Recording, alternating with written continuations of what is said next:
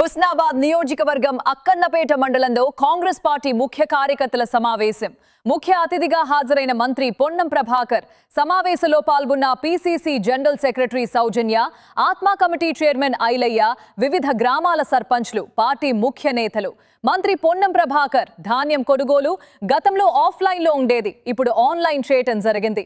వ్యక్తిగతంగా ఎలాంటి ఇబ్బంది ఉండదు, ఏమైనా ఉంటే అధికారులు పరిష్కారం చేస్తారు. తేమ శాతం సరైన విధంగా ఉండి కూడా కొనుగోలు చేయలేకపోతే సమస్యలు వస్తాయి. ధాన్యం కొనుగోలుపై ప్రతి గ్రామంలో 5 సభ్యులతో కమిటీ వేయాలి. గ్రామాల్లో తాగునీటి సరఫరాలో సమస్యలు రావద్దు. ఆయా గ్రామాల్లో శాశ్వత పరిష్కారం చూపాలి. బావులు పుడుకతీత, పైప్ లైన్ వేయటం తదితర అంశాలపై పరిష్కారం చూడపడానికి 5 కమిటీ వేయాలి. జూన్లో పాఠశాలలు పునఃప్రారంభం కాగానే బడిబాట కార్యక్రమంలో ప్రభుత్వ పాఠశాలలో విద్యార్థుల సంఖ్య పెరిగేలా అందరూ ఇన్వాల్వ్ కావాలి. ప్రత్యేకంగా 5 సభ్యులతో కమిటీ వేయాలి. పాఠశాలల ఆహ్లాదకర వాతావరణం ఉండేలా పెయింట్స్ వేయటం, మౌలిక సదుపాయాలు కల్పించటం, టీచర్లు ఏర్పాటు చేయటం బాధ్యత ప్రభుత్వంది. వర్షకాలంలో వన మహోత్సవం కార్యక్రమంలో భాగంగా ప్రతి ఒక్కరూ ఒక మొక్క నాటాలి. అందుకు ప్రతి గ్రామంలో 5 సభ్యులతో కమిటీ వేయాలి. అక్కన్నపేట మండలానికి సిద్దిపేట కొనుగోలుకు సంబంధించి ధాన్యం కొనుగోలు గతంలో ఆఫ్లైన్ విధానంలో అక్కడ కొనుగోలు కేంద్రము అధికారి ఏ రైస్ మిల్ పంపాలి, ఏ రైస్ మిల్ తోటి సంబంధం ఉందో ఆ రైస్ మిల్ పంపే విధంగా చర్యలుండే. రాష్ట్ర ప్రభుత్వం మొత్తంగా ఆన్లైన్ సిస్టమ్ మీద దాన్ని మిల్లులకు పంపేటువంటి విధంగా చర్య తీసుకుంది.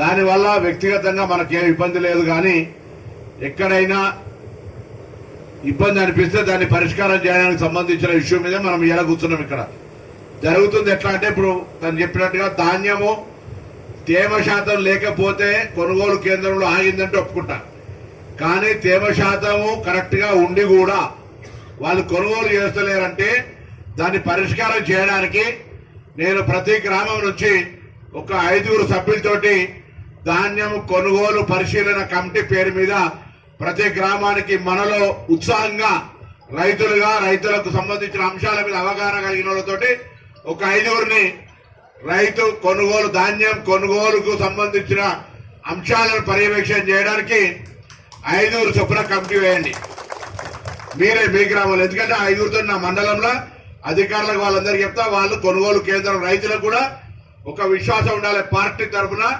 రైతులకు ఇబ్బంది కలిగితే వీళ్ళు ఎప్పటికప్పుడు పరిశీలన చేయడానికి ఒక కమిటీ ఉంది. ఎందుకంటే అందరూ శాఖాహారులే, రొయ్యల గంప మాయమైంది అన్నట్టుగా అందరూ ఉంటారు లీడర్లే, కానీ రైతుల సమస్యలు పరిష్కరించేటప్పటికీ ఎవరు పరిష్కరించేది ఉండదు. అందుకే 5 ప్రధాన బాధ్యత ధాన్యము కొనుగోలు కేంద్రాల పరిశీలనలకు సంబంధించి గ్రామాల వారికి 5 పేర్లు ఈ సమావేశం తర్వాత ఇగో దామోదర్ అందరికి పేపర్లు ఇస్తారు, వైట్ పేపర్లు, అందరూ కూడా 5 పేర్లు రాసేయండి. తర్వాత రెండవ పని, త్రాగునీటి సమస్య కూడా ఊర్లలో ఉంటే పైప్ లైన్ శాశ్వతంగా టెంపరీ బోర్లు ఇవ్వడానికి నాకే అభ్యంతరం. బోర్లు ఇస్తా, మోటార్ ఇస్తా, కానీ ఆ గ్రామ పంచాయతీ మీద కరెంటు బిల్లు పడి చాలా ఇబ్బంది అవుతుంది. కాబట్టి నేనేమంటున్నా అంటే పర్మనెంట్ సోర్స్ బాయిలలో పూడిక తీయడమో, బావి దగ్గర వచ్చి ట్యాంకు పైప్ లైన్ వేయడమో, కొత్త బావి తవ్వడమో, లేకపోతే ఇంకా నీళ్లకు సంబంధించిన సౌలభ్యాన్ని ఏ విధంగా మనం త్రాగునీటిగా మార్చుకొని గ్రామ ప్రజలకు ఇవ్వడానికి సంబంధించిన సమస్యను పరిశీలించడానికి కూడా త్రాగునీటి సమస్య మీద కొంత అవగాహన కలిగినటువంటి వాళ్ళను ఒక 5 తోటి కమిటీ చేయండి. ఎందుకంటే అందరూ అడగలేని ఊరికొచ్చి సర్పంచులు, ఉప సర్పంచులు, వార్డు మెంబర్లు ఉన్నా ఒక 5 డ్రింకింగ్ వాటర్ ఇష్యూ, ఇది 2 ప్రధానమైనటువంటిది. దాని తర్వాత ఎండాకాలంలో అయిపోగానే జూన్లో పళ్ళు స్టార్ట్ అవుతాయి.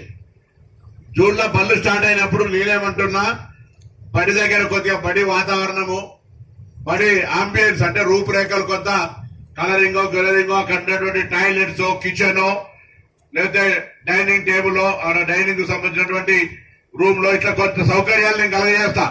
కొంత డబ్బు నా దగ్గర ఉన్నది. మీరు ఒక 5 తోటి కమిటీ వేసుకొని ఊర్లే వీలైనంత మందిని ఆ స్కూల్కి తీసుకొచ్చే విధంగా బడిబాట ప్రోగ్రామ్ లో కూడా ఇన్వాల్వ్ కావాలి. మనం అన్ని సౌకర్యాలు కలిగేస్తాం. సౌకర్యాలు లేకపోతే మనం రమ్మంటే రారు. ఆ సౌకర్యాలు కలిగించే బాధ్యత నాది, పిల్లల్ని బళ్ళల్లో జాయిన్ చేసే బాధ్యత మీది. ఆ విధంగా అదొకటి కూడా బడిబాట కార్యక్రమం దయచేసి ఇది కూడా మన బాధ్యత. ఇందిరా మిల్లు ఫ్రీగా కావాలి, కరెంటు కావాలి, అవన్నీ కావాలంటారు కదా. బడి గవర్నమెంట్ స్కూల్లో చదవమంటే మాత్రం చదువుతలేరు కాబట్టి సౌకర్యాలు కలిగేసే బాధ్యత మనది. టీచర్లు లేకుండా టీచర్లు పెట్టిపించే బాధ్యత మనది. కానీ పిల్లలు చేర్పించడానికి గ్రామాల్లో మీరు బాధ్యత తీసుకొని దాని పేరు ఒక 5 కమిటీ అయిపోయింది. దాని తర్వాత ఇప్పుడే మనం ఎండ గురించి మాట్లాడుకుంటున్నాం, చల్లదనం గురించి, వడగాలం గురించి మాట్లాడుకుంటున్నాం.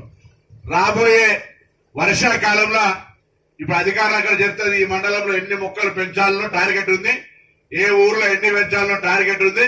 దాని ప్రకారంగా చెట్ల పెంపకానికి వన సంరక్షణ లేకపోతే ఈ యొక్క వన మహోత్సవం సంబంధించి కూడా ఒక 5గురిని ఊర్లో బాధ్యతలు వేసుకొని వాళ్ళు ప్రతి ఒక్క మనిషితోటి మొక్క పెట్టిపియాలి. ఈజీఎస్ కింద కూడా పైసలు వస్తాయి. ఎట్లనైనా సరే ఊరంతా అక్కడపేట చూస్తే పచ్చగా మనకు ఎక్కడ కూడా పొల్యూషన్ లేదురా. ఎవడన్నా వచ్చి ఇక్కడ 4 రోజులు ఉండిపోతే ఇప్పుడు వికారాబాద్ ఉంది తాండూరు దగ్గర. వికారాబాద్ కి హవా సౌత్ బీమారోం కి దవా అంటే అక్కడ పెట్టినటువంటి మొక్కల వల్ల ఛాతి నొప్పులు ఛాతి వ్యాధులు ఉన్న వాళ్ళు కూడా పోయి వెనకటి నుంచి నిజాం కాలం నుంచి అక్కడ వికారాబాద్ కి అంత ప్రాధాన్యత ఉంది. అటువంటి గాలి ఉంటుంది అక్కడ. ఇక్కడ కూడా రేపు పొద్దున మనం పెట్టే చెట్లు ఈ ప్రాంతం అంతా పచ్చగా ఎటువంటి ఎండల ఎటువైనా ఇబ్బంది లేకుండా ఉండేంత ఒక వాతావరణాన్ని కలగజేయాలి. ఇది ఒక్కరితోటి నా ఒక్కరితోటి కాదు, మీ ఒక్కరితోటి కాదు. దాని మీద కూడా కొంత ప్రత్యేకంగా ఊర్ల పని జరగాలంటే దాని వరకు కూడా ఒక 5గురు మనుషుల్ని మనం పెట్టుకోవాలనే మాట కోరుతా ఉన్నా. తర్వాత మీకు గవర్నమెంట్ హాస్పిటల్ ఏది హాస్పిటల్ మెడికల్ సెట్ అయింది గవర్నమెంట్ మెడికల్ కాలేజీ నేను మీకు అప్పచెప్పిన. మీరు సర్పంచులు లేదా లీడర్లు అందరు కలిసి దయచేసి డాక్టర్లతో డిఎంహెచ్ఓతో కలిస్తే మా ఆఫీస్ కూడా సమన్వయం చేస్తుంది. ప్రతి గ్రామంలో హెల్త్ చెక్ కావాలి. ఆరోగ్యంగా లేకపోతే ఏం చేస్తాం మనకు తెలియదు. ఈయన మొన్న దాకా తెలియదు బీపీ ఉన్నదని, బీపీ గోలు వేసుకుంటాడు. ఇప్పుడు అట్లనే షుగర్ వచ్చే కూడా తెలియదు. కాబట్టి అందరూ రక్త పరీక్షలు చేయించుకొని గోళీలు వేసుకొని కొద్దిగా ఎక్సర్సైజ్ చేసినట్టుగా ఆరోగ్యంగా ఉంటే మంచిది అనే దాని మీద సిద్దిపేట ప్రభుత్వ మెడికల్ కాలేజీకి అక్కన్నపేట మండలాన్ని దత్తత ఇచ్చినాం. మీరు అన్ని ఊర్లలో మెడికల్ క్యాంపులు పెట్టించుకోండి, మందులు రాయించుకోండి. పెద్ద ట్రీట్మెంట్ అంటే సిద్దిపేట దవాఖానా లేకపోతే హైదరాబాద్ లో నా మనిషి ఉంటే చేయిస్తాడు. మీరు మోకాళ్ళ ఆపరేషన్ కావాలన్నా, కళ్ళ ఆపరేషన్ కావాలన్నా, ఇంకా ఏదైనా ప్రాబ్లం ఉంటే కూడా హైదరాబాద్ లో ట్రీట్మెంట్ చేసే బాధ్యత నాది. కానీ మీరు కొంత ముందుగా ప్రాథమికంగా అయితే పరీక్షలు చేయించుకోవాలి కదా. ఏమున్నది ఎట్లా తెలుస్తుంది? దానికి కూడా కొంత ఒక 5గురితోటి కమిటీ వేయండి. ఈ 5 రకాల 6 రకాల కమిటీలు మీరు వేస్తే తప్పకుండా వాళ్ళ మీద నేను బాధ్యత అజమాయిషి పెడతా. మీ బాధ్యత మీ ఊర్లో ఏమైంది, చెట్లన్నీ పెడుతున్నారు, మీ బాధ్యత బడి పిల్లలు ఎంతమంది చేంజ్ చేస్తా ఉన్నారు, మీ ఊర్లో ఎంతమంది అనారోగ్యానికి గురైతే వాళ్ళని ఏ విధంగా చికిత్స చేయించారు అనేటువంటి అడగడానికి అవకాశం ఉంటది. దయచేసి నేను మిమ్మల్ని అందరినీ ఇది చెప్పిన తర్వాత అటు కొంత ఊరులో ఇటు కొంత ఎక్కడికక్కడ అంటే ప్రతి బూత్కు ఊరు కాదు ఇది, ప్రతి బూత్కు కొంత ఓటర్ల మీద అవగాహన కలిగి కొంత చదువుకొని ఓట్లు ఎక్కించి ఓట్ల ఎవరైనా దొంగోట్లు రాసుకుంటే లేదా ఓట్లు తొలగిస్తే ఆ ఫామ్ నెంబర్ల ప్రకారంగా అప్లికేషన్లు పెట్టించి అధికారులతో సమన్వయం చేసుకోగలిగినటువంటి కొద్దిగా లోకజ్ఞానం ఓటరు లిస్టు మీద అవగాహన కలిగి ఉన్నటువంటి వాళ్ళ పేర్లు కూడా బూత్కి 5 మంది పేర్లు రాయండి. వాళ్ళ ఆధార్ కార్డు మళ్ళీ నేను ఫోన్ చేసి తీసుకుంటా, ఓటర్ ఐడి కార్డు కూడా నేను ఫోన్ చేసి తీసుకుంటా. ఇప్పుడు రాసిన ప్రతి పేరుకు పక్కకు టెలిఫోన్ నెంబర్ ఉండాలి, పైన వాళ్ళ ఊరు పేరు ఉండాలి. వాళ్ళందరిది నేను చేసి వాయిస్ కాలో ఏదో ఒకటి ఒక ట్రైనింగ్ లాగా పెడదాం. కొంతమంది ప్రొఫెషనల్ పిలిచి ఏది పనితనం ఎట్లుండాలి, ఆ 5గురు ఆరోగ్యానికి సంబంధించి ఉన్న అనుకో వాళ్ళ గుండెపోటు ఊర్లు వస్తే ఛాతి మీద ఎట్లా ప్రెస్ చేయాలనేది కూడా ట్రైనింగ్ ఇప్పిస్తా. చాలా మంది అట్లా బతకడానికి అవకాశం ఉంది. అర్జెంట్ గా హార్ట్ అటాక్ రాగానే మన దోహన తీసుకోవే లోపల చనిపోతారు. కానీ ఇక్కడనే టేబుల్ మీద వండబెట్టి ఛాతీలు గట్టిగా వస్తే 20-30 సార్లు వస్తే ఆక్సిజన్ వచ్చినటువంటి కేసులు 100 కేసులున్నాయి. అట్లా కొంత ట్రైనింగ్ చేయడానికి ప్రయత్నం చేస్తాం.